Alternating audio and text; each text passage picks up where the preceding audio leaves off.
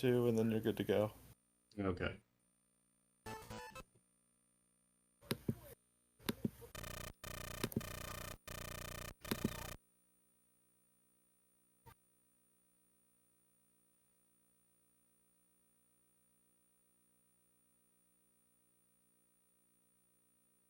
Alrighty, I guess we're good to go, right? I think so. Yeah. So, hello everybody. I guess we're good to go, right? Welcome to Gamegoyles so. Game Boy block. So, hello everybody. Now featuring me, Moelleuh, with a run of Darkwing Duck for Game Boy. With me on commentary, I have E Bloody Candy. Run of Darkwing Duck for Hello. Game Boy. With me on. So yeah, if you don't know us, like Hello. if you follow a little bit of Game Boy stuff, Game Boy speedrunning, or just Game Boy like streaming in general, you might know our names for sure. Or if you have been following our podcast about Game Boy, this is Game Boy. You might recognize these voices for sure. But yeah, we mainly focus on Game Boy content. Sometimes I dabble a little bit in speedrunning. I'm usually hosting a speedrunning marathon. I don't really speedrun that much myself, but this is one of 2 or 3 games that I really love running. So I decided to submit it to this marathon. Second time I do a marathon run, so let's hope that goes well. I'll be mostly silent during the run. I think during the brief intervals between stages, I might comment on what went well and what went wrong. But EBC will probably give you all the details. The only thing I can say is I'm gonna reset first. Because there is kind of an RNG manipulation that I still haven't figured out completely in order to get like good drops, but like sometimes it works, sometimes it doesn't, but that's why I'm resetting.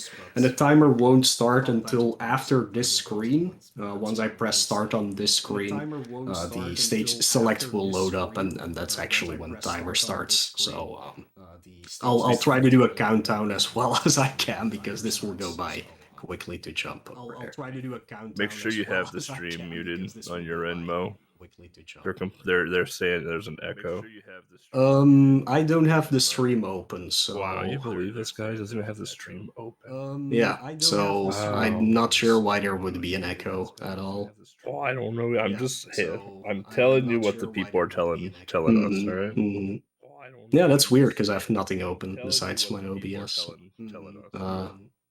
Yeah, that's weird because I have nothing open.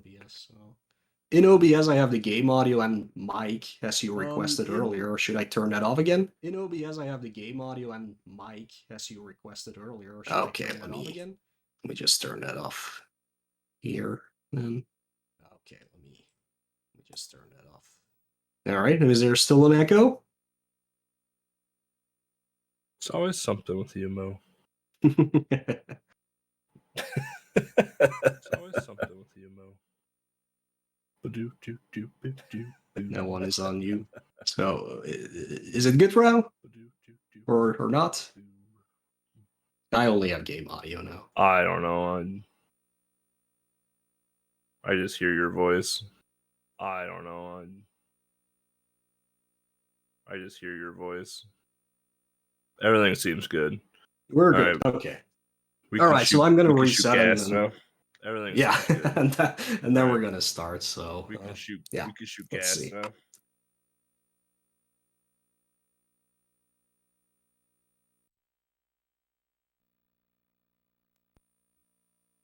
I'll let you do the countdown since you press the buttons to start.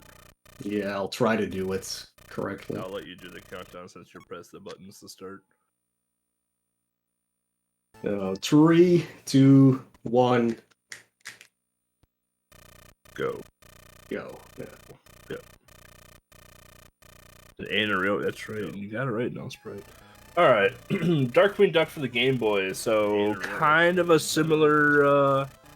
Similar game to the NES, a little bit more condensed and packed, and in my opinion, honestly, it feels a lot more fluid. So here we're going into Honestly, this is Quackerjack, I believe, if I remember right.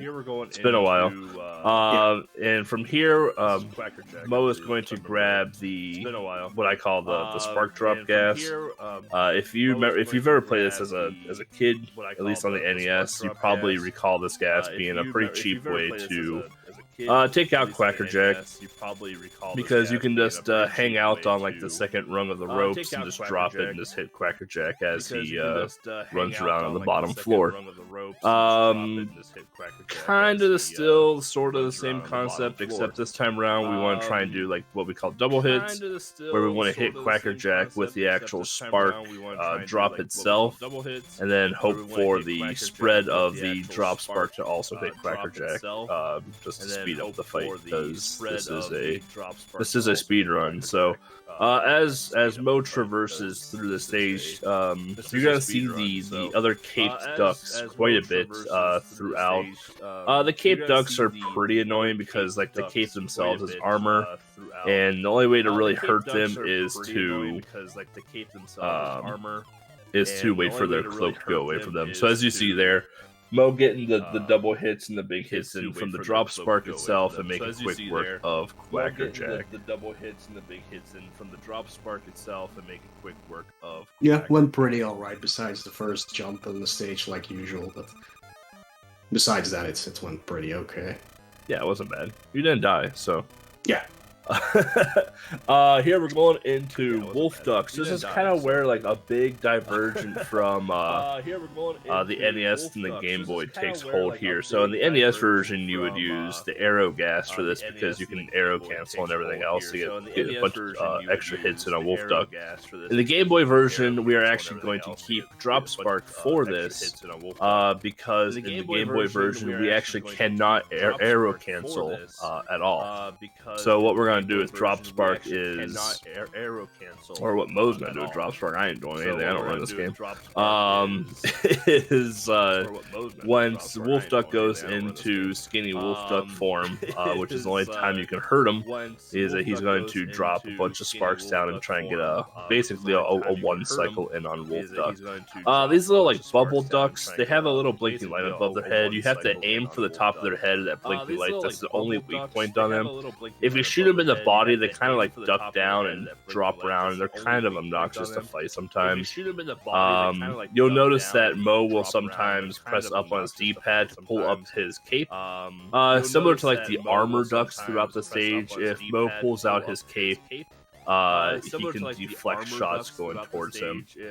So there we have a first instance of a despawn.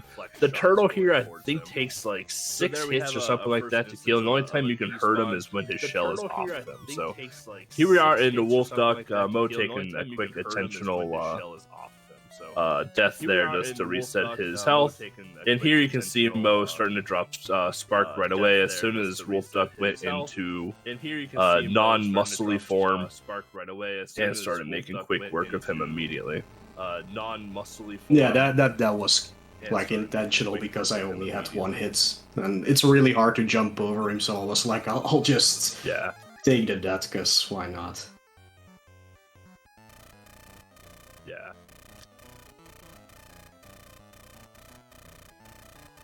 Apparently we still have an echo, but yeah, I don't know, like, I'm on headphones, everything is disabled for me, I don't have anything open. Yeah, I had everything muted, so... yeah, we'll see. Headphones on. Yeah, we'll see during your runs if the same thing happens or not. I have headphones on. So here we are into Liquidator. And Liquidator, the big caveat to this stage, or the big like surprise to this stage, is going through the stage basically blind. There's those little pull tabs that you have at the top there that you can pull down to light up the room to see where these crows are. If you play the game enough, you kind of just know where they are, and you can just shoot them in the dark. The other fun little piece of this is the moving platforms, and every time that you shoot, the kangaroo or the wallaby or whatever you want to call it will actually jump and shoot at you. In my opinion, one of the worst parts of the stage is the spike hitboxes. Sometimes the hitboxes can be a little a little weird, a little jank. So Sometimes gotta be careful, especially if you're going through it with one hit point. So So yeah, I have terrible gas luck, so I'm like always running on empty, so I have to improvise a little bit. Let's hope the next stage gives me a lot of drops, so I'm good for the rest of the run. Otherwise, I'm just gonna have to like go out of my way to get some extra gas. That's the fun part about this this run, in my opinion. Like, yes, there is a perfect route, but you're never gonna get it, so you have to improvise it on the fly. Yeah. So after we take out the initial first 3 stages, we get 3 new stages presented to us, just like in the NES version. So Moelleuh is going to go into Bush Route, and this is, in my opinion, the hardest stage in the run, and the hardest boss in the run as well too. Moelleuh is going to be hoping for some gas, a decent amount of gas drops, because he's going to want to use arrow gas for Bush Route. Whenever Bush Route goes on top to start launching seeds at Darkwing, he wants to try and get hits in on Bush Route while he is up there. Yeah, not looking good when it comes to gas. Yeah, like, I'm just not getting anything. That's the tough part about the run, is this run is heavily reliant on gas drops. That's the tough part about and if you just don't get good gas drops, you kind of have to react.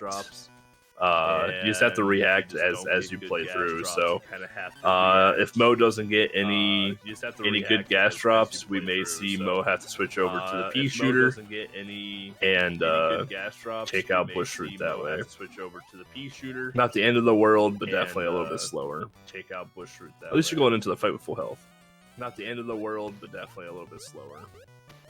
Yeah, like normally he would be gone already now, but I just do not have the gas, and it's because you can't hit him.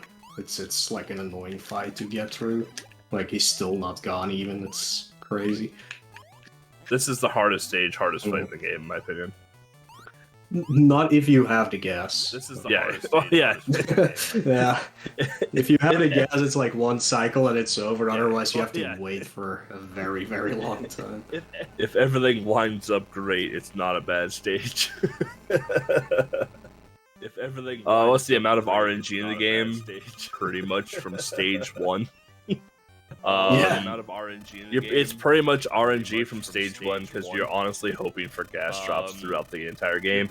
And the amount of damage boosting that you're taking along the way too, you need to also hope for health drops as well. And the amount of damage it's a lot of hoping, honestly, in certain areas.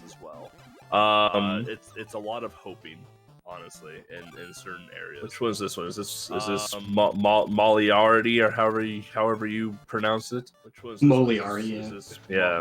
So this is Moelleuh stage here. This stage is actually pretty scary, especially when you get towards the end of the stage. The reason that it gets a little scary is, as you see here, Moelleuh is traversing vertically in this game, and much like any game from the early 90s and the 80s, as you go up, the screen starts to become a pit at the bottom. So if Moelleuh does miss any type of grabs climbing up, he'll fall into the bottom of the screen and just die. Which in the Game Boy Darkwing Duck game, I actually find grabbing to be very difficult to do at times. Sometimes the grab box is a little questionable. Let's just say that. Yeah, I think it has to do with a lot of subpixels, because like there are even platforms you could skip if you line them up perfectly, but it is subpixel based and it's super hard to do. But mostly moving platforms, they don't really work as well as they should, sadly. I knew it from the moment I bonked. So yeah, that's a big issue there. It's the hardest jump in the game, and now I have to replay this part super slow because I cannot take any damage boosts anymore. all pickups you get during the stage that are always present disappear after you got them once, so now I have to, like, do it very carefully. Classic retro game. Classic retro That was game. what was supposed to happen there the first time around. All right, so with the mole fight, the niche to this fight is Moelleuh is trying to fix his machines, and the little blinky bubbles on top. If you break them, Mole has to fix them. Mo just uses the arrow gas and lays into Mole Man as he's fixing his machine, and basically, if he has enough gas, he'll kill him before, right as the machine gets fixed. So, the fun piece of that, the NES, is a safe spot you can just hang out on and just hit him without taking any damage. It's actually pretty awesome. So here we're going into without taking any damage. What's the shocky dog name? So here we're Megavolt. Megavolt. It's been a while. I know what they are, I just never remember their name. So we go into the Megavolt stage. Megavolt boss itself is really easy. So we go into the Megavolt it's kind of he's a very simple boss. The big issue with this stage is you're kind of seeing it right now, where there's a decent amount of damage boosting going through. There's a lot of just awkward grabbing, and we get presented with the Aladdin lamps and the flying carpet people. We also have like these rollerblading cats that no one in their right mind likes in the Darkwing Duck games. They are super obnoxious, and they really don't add any benefit to the game, in my opinion. So They're not even in this one. Oh, really? Yeah. Oh, so this game's way easier than the NES. Yeah. You don't have to deal with the flying squirrels on roller skates or whatever. Way easier than the NES version. But you still have to deal with the genies and the lamp. So what's crazy is that the lamp takes 3 hits, and the ducks on the flying carpets only take 1 hit. So what's crazy is that the lamp takes 3 hits, and the ducks. So here we are in the Shockman fight. I already forgot his name. Megavolt. And the Megavolt fight. So again, arrow gas reigns supreme here. I believe arrow gas does the most damage out of all the sub weapons too. At least it is on the NES version, I believe. So again, just kind of getting up in his face and arrow gassing him down. Here we have the final stage popping up now, which is Steelbeak's headquarters. And Steelbeak is the ultimate baddie and the leader of Foul. So now we are going to make our way through here. Mo's going to jump on these cannons, kind of like on a far out pixel, where he doesn't get shot by the cannonball, but can actually still shoot into the cannoneer. Where he doesn't get shot by the cannonball. Yeah, I'm doing old route here. Well, not route because the route is the same, but old strats here because I just don't have any gas. There's no way for me to use the arrows. There's nothing wrong with Spark Drop. So the pieces through here, as I don't know why I keep saying we. As Mo keeps barreling through here, Mo's going to be pulling down some levers here to activate platforms. And as we progress here, we're going to start to encounter the Terminator ducks, which are the hardest enemy in the game.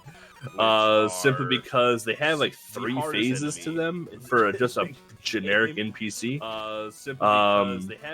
If you take them out, the Terminator duck turns into like a full-on like T2 duck, like exoskeleton.